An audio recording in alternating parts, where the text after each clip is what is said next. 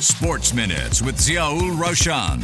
Money FM 89.3. It's time for Sports Minutes with me, Ziaul Raushan. Back after a bit of a breather, but the countdown to the brand new Singapore Premier League season is ticking away, with changes aplenty in the brand new Forrest Li era. That's right, more foreigners on the pitch, fewer league games, a brand new reserve league, and yes, more prize money in the pot. The SPL is getting a bold facelift in what will be Forrest Li's first full season as FAS president. But is this a revamp, a revival, or a red flag? We're joined by the one and only Deepanraj Ganesan, who's been clocking the transformation long before it was made public, to dig deeper into the changes, challenge the rationale, and ask who really wins. Deepan, you good? Yeah, hi Raushan. Happy to be back talking Singapore football. I think some people have been out on the beach, so we have had a lull. But I think a lot to discuss about Singapore football and can't wait to get started. You're talking about the footballers on a season break or what? But anyway, let's get to the news and let's get stuck into the sweeping changes that have been made, starting with the foreign quota up to 7 foreigners. A boost or a burden, you think? Yeah, to me, it's a boost. I'll make that pretty clear up front. But I can understand why some people have had concerns, and rightly so, those concerns have been raised. But to me, I stand on the side that I think this league needs better quality, more competitiveness in the league itself. And I think this is one way to do it. Look, you talk about now going from 6 to 7 foreigners. You know, if 6 foreigners was okay, why is everybody creating such a ruckus about 7? You know, it's one more player for the team. And of course, you look at it in totem, and of course, then yes, in terms of the local slots, overall, it goes down. But let me just dive into sort of some of the reactions that have come across in the last few days, at least. I read something online where one of our local pundits was saying, you know, would you let your son or daughter play when at the end of the day you only have this number of local players? So now, of course, each club, they'll be able to fill 4 local players per game. So that's only 4 spots per team. So this pundit was saying, then that's a problem. So I don't quite get that, Raushan, because does an English kid stop dreaming about playing in the EPL because it has mainly foreigners, right? The amount of English players there is not super many. But does the English kid stop dreaming of the English Premier League? No, because it's a quality competition, it's a quality league. In fact, we look over the years at the English Premier League, the stars have been the foreigners. I mean, for me, my favorite ever English Premier League player is not an English player, you know what I mean? So you don't develop talent by shielding it. You develop it by challenging them. You develop it by giving a local player a kick up the backside. If a local player can't earn a spot with 7 foreigners in the squad, then that's not a foreigner problem. It's a development problem. And we've had a development problem for some time now, where we have had not so much of quality in terms of local players. So I think this increase to 7 foreigners is something that we need now for the league. But at the same time, you need your youth development programs to start kicking in, you know, and that's why we have UTR, where they are supposed to be sort of creating the next local players. But that's going to take some time. But in the interim, what can you do to boost competition, boost quality? And to me, I think that's the easy way. Sorry, I know it's a bit of a long answer, but to go back to the opinion about, would you let your son or daughter play? Firstly, I think it's a valid concern in terms of a parent's instincts, because as a parent, you always want to think of, okay, what's next for the next generation in terms of, can my son or daughter have some playing time in the local leagues? But I think there is an issue with the mentality also. I think the quote is a bit entitled. It assumes entitlement that a local player, no matter what, should always get a playing opportunity, that a local player deserves a spot by default. But football doesn't work like that, Raushan, right? I think in terms of the football, it's earned. It's not given. We handed out spots with the under-23 rule. Where did it get us? You know, how many players can say that they truly benefited from the under-23 rule? Can Singapore football say that it benefited from under-23 rule? We were seeing players start games without earning the right in training. And a lot of times when I spoke to local players, local coaches, they were saying, you know, I wouldn't play player X if there was no such rule because he doesn't show it in training. You know, they were walking into the lineup. So did it get us anywhere? No. And, you know, in terms of me, if I was a parent, you know, I would want my kid to compete, improve and deserve that spot. I think that's the mentality that should be the case. It's not about reducing opportunities. I think we want to make opportunities meaningful and for locals on the field who truly belong to me, it's better than 6 or 7 who are there because you can only play 5 foreigners or 4 foreigners. I think that's the crux of the point that I want to make. I think you're absolutely right, because that Singaporean aspect in terms of playing time has been headlined. The cesspits, that is, Facebook comments have been filled with that. I want to flip it and ask you this. Increasing the number of foreigners in our league, we've seen the type of quality foreigners the league has offered. Does that increase the value of the SPL as a whole? Yeah, so it's a tricky question because, yes, on one hand, you raise the number of foreigners that are playing the league, but who is sort of controlling the quality that comes in? It's clubs. And can you trust all clubs to bring in quality players? I think over the years you can tell me that there are 1 or 2 clubs that bring in quality players, but overall it's lacking. And that's where I think clubs need to do better in terms of scouting, in terms of bringing quality players. But let me just say this. I think a few days ago, Tanjung Pagar announced their slate of foreigners for the new season.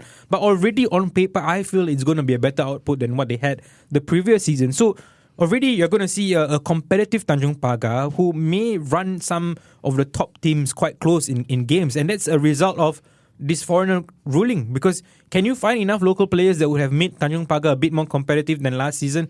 I'm not quite sure, because yes, they have signed some quality locals with Nakirin Yunos coming in, and I think Shahrul Sazali is a good signing as well, but will they be enough to say that Tanjung Pagar will be a better team? No, you need the foreigners. And another thing that's overlooked, Raushan, is we have had many episodes, many stories celebrating the Lion City Sailors' success in AFC competitions. And we need to start thinking about them in terms of representing us, Singapore football, in these competitions. Do you not want to give Tampines Rovers and Lion City Sailors the best possible opportunity to do well in continental competitions, in ASEAN Club Championship competitions? Definitely you do. So why shortchange them? If you are going to reduce the foreign quota to, let's say, 5 or 6 players, they will sign 6 players, and maybe Sailors, as you have seen, they signed 7-8 players before, and then some of these players only play in AFC competitions. That doesn't benefit them also, because you're coming in cold, you're coming in short-handed in terms of match experience. So you're going to give these clubs a good opportunity to do well. And people talk about our regional leagues. They are also having similar number of foreigners. I know Malaysia have gone back down to 6, but think about it, a JDT, they already have Malaysians who are not really Malaysians, if you get what I mean, naturalized Malaysians, right? So they've got actually 11 foreigners. They can play 11 foreigners in the league in some sense. So it's not apple for apple comparison, but I think we need to give our clubs the best possible chance, because don't forget, their performance in these competitions in AFC will benefit Singapore football, because then one day, maybe LCS and Tampines, if they earn enough points in ACL2, we might have a ACL Elite spot one day. Do you not want to see Sailors in the ACL Elite? I take your point completely, and this quote comes to mind. Someone who's probably listening, someone powerful in Singapore football, loves to use this quote: a rising tide should raise all boats, right? And I think that's what we are attempting to do with these changes. Let's move it on to SPL2, which is the brand new revamped Reserve League. Is it more than just a brand change? Is there method to the madness? And playing the Singaporean players on a Monday and Wednesday, will that give them the level of competitiveness that the SPL provides? Yeah, so I think the SPL2 was much needed in terms of giving a platform for the locals to play. I know now there's this 4 under 23 rule that's being implemented in the SPL2. So already you are getting 4 players under the age of 23, locals who are going to play week in, week out, no matter what. Then the question comes is the quality of competition in the SPL2 going to be enough? I think this is something that we have to wait and see. But of course, the hope is it will be enough in terms of giving a proper competition. My question to FAS would be: what is the incentive for SPL2? How, beyond the fact that players themselves must have the intrinsic motivation to do better in terms of trying to break into the SPL, I think clubs must also be given incentive to ensure that they are also going for it, in terms of, okay, we need to play hard to win, and the quality of matches must be good enough. But that's something we have to wait and see. But just going back to the previous point, and it makes sense with SPL2, is the mentality needs to be right. Already, I've heard some players apparently say that 7 foreigners in the SPL, just play SPL2, no choice. That shouldn't be the mentality. The mentality should be 7 foreigners, 4 locals in the SPL. I'm going to show in SPL 2 that I deserve to be in the SPL, and I'm going to keep showing.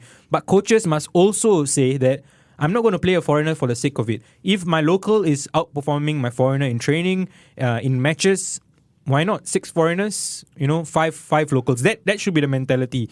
And one thing that's often forgotten, because we are audiences, we watch the games, we are not part of the environment, and we forget that if the goal is to prepare local players for international competitions, then they need to play with and train with the best. And I gave you this example not so long ago on a show, or maybe it was in private, where there was a certain player from LCS who went to the developmental squad to get more game time. He did get more game time, but apparently he felt that for his development, it would have been better to stay on at the Lion City Sailors and not play games, but just train, because you're training with the best. You're week in, week out. You're in that environment where you're boosted. You ask any of the older senior players who have long retired, for example, Noah Alam Shah, when he broke through at Sembawang Rangers way back then, he was in an environment as a 17, 18-year-old where he was playing with some of the Thai internationals, training with the Thai internationals, training with proper foreign players. I'm not old enough to sort of name check who the foreign players were at the time, but he has told me before, wow, when I broke into that squad, to me, like, the players I was learning from week in, week out, made me the player who I am today. And that should be the same case here, where people forget that your training environment is so important. Do you want to go into a training with 7 foreigners who have that experience and are pushing the training environment quality up? Or do you want to go into a training where there are 5 foreigners and most of your locals are not really pushing your level up? I mean, the answer is clear. Yeah, I think the answer is quite clear. I take your point in terms of increasing the exposure, increasing game time possibly, right? Yet, the FAS has decided to stick to 8 teams. Brunei DPMM are no longer with us.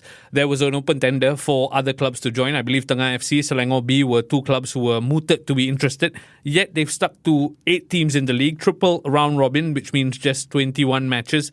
So in my mind, lesser teams, lesser games. Does that mean quality, quantity? Where do we stand on that? Yeah, so I think that for me, I would have loved to have one more local team, because I think then you're talking about one more local team that has the 4 local players that can play. But I think for whatever reasons they have decided that these teams are not quite ready. I think the preference for this new leadership would have been to admit a new team in anyway. I think it benefits everybody. But if you're not ready, you're not ready. And that could mean financially, that could mean in terms of your infrastructure. It could mean many things. I mean, we are not privy to why they are not ready. I wish I had more to share on that. But I do think that if you're already not doing so well in the SFL level, can you be confident in a team that they can put up a good squad and good results and competitiveness in the league? I'm not quite sure. But I think this needs to be a year-long process. Now the leadership team needs to go out there and find local clubs who are ready to bring a new local club into the picture. It cannot be a 2 months, 3 months before the next season starts kind of work. It needs to start now, and you need to start getting the clubs ready, because it benefits your local league. And just one other thing, and this getting almost mathematical here. We talk about 4 locals per team, and now we have 8 teams. So that's about 32 spots that you see week in, week out for local players. But the problem there is that a lot of these positions might be a lot of these spots might be in the same position. So you might have a left back, right back that's local playing for every team. And then how does that benefit the national team? That is a key concern, and I think rightly so. But then you need to step back and realize that, okay, let's say you have about 25 to 30 local players. I'm taking away some spots because, like I said, overlap in positions and whatnot, right? And then you take in maybe about 10 to 15 of our players who are overseas. And I'm including the likes of Aziz and Jonan here in terms of Singaporeans who are overseas. And then you also factor in some of the Young Lions players who may not be playing in the league just yet, maybe on the periphery. And then some of our younger talents that are not quite yet spotted. So you're talking about a local talent pool of about 40 to 50. Is that not enough for a national team? I think it is at the moment, which is why I say, for now, it is okay. It's a short-term fix to have 7 foreigners, but you need to have your local youth development pipeline sorted so that in, let's say, 3-4 years' time, you can have maybe 6 foreigners again, 5 foreigners again, and then your locals are good enough to sort of fill that role. And the league is also competitive.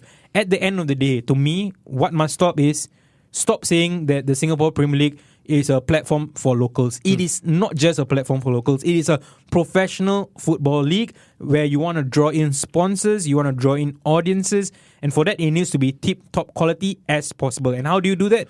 Bring in more foreigners, up the level of quality, and then you go from there. Word of advice to the keyboard warriors, stop with the knee-jerk reactions. I think change takes time. We probably are laboured by so much baggage that's happened in the past, but in the long term, hopefully this comes true. Final question in terms of the prize money. We've also seen that double. Is that a short-term injection in the arm? Is that Forrest Li flexing his financial muscle, or is that something sustainable and we're working towards increasing it as the years go? Yeah, for sure. I think there was a necessity for an incentive for mid-table clubs in terms of once they reach a certain stage, what are they really playing for? And I think introducing prize money for the 5th and 6th positions, incentivizes clubs to ensure they play strongly throughout the course of the season. And I think a 21 match season also means that you're probably going to get a bit more of competitiveness, because you saw it was only towards the tail end of the season where Sailors started to run away with the title. But maybe in a 3-match round, it might be a bit more competitive, or maybe it's just me trying to be optimistic here. But to sort of like wrap everything under one arm, I would say this. For so long, Singapore football has sort of been in the doldrums, and we have stagnated. The local league has gone up and gone down in terms of quality, and we've been doing more or less the same things. We have not really thought out of the box. This might not be thinking out of the box just yet. I don't think it's a stupendous idea or anything like that, but it's doing something differently to increase the quality of the league. Give it time. Give it 1 year, give it 2 years, and see where it takes us. We gave the under-23 rule some time. It didn't take us anywhere. So we have been protecting local rice bowls for so long now that some people have taken it for granted. The Singapore Premier League needs to be a quality competition, and for that we need to do things differently, and I hope things are done differently, and I hope that more fans and audiences will come and watch the league, and the league will be in a better place in the season to come. Speaking of rice bowls, Forrest Li has plenty of things on his in-tray. Forrest Li and team, this is, right? The SPL is the first one. It would be amiss of me not to ask you the other next thing in his in-tray. Any closer to getting that national team appointment right? I felt like this question was going to come in some way. I think they've already started the process. I think they've already spoken to Klopp, Zidane. Not quite Klopp, Zidane, but I'm quite confident that they will end up with a good manager at the helm, someone that I know, someone whose football they have watched, I think. So let's see. I mean, I don't think the process is anywhere close to being completed. I think they're still speaking to a couple of managers. So let's see where it gets us, because people need to know hiring managers is not so straightforward. The timeline is also not something that you can predict. So let's see where we end up with. I can't wait to switch off the mics and dig a little deeper on this. Be sure to subscribe to Deepen on X to find out all the latest. Thank you for tuning in to Sports Minutes. Foreign imports, reserve leagues, and a cash injection. The new Singapore Premier League era is making bold promises. The brand new season kicks off August 23rd with the curtain-raising Community Shield a week before. But as ever with local football, the scrutiny has already begun. Deepen, thank you for your time. Thank you. Sports Minutes on Money FM 89.3.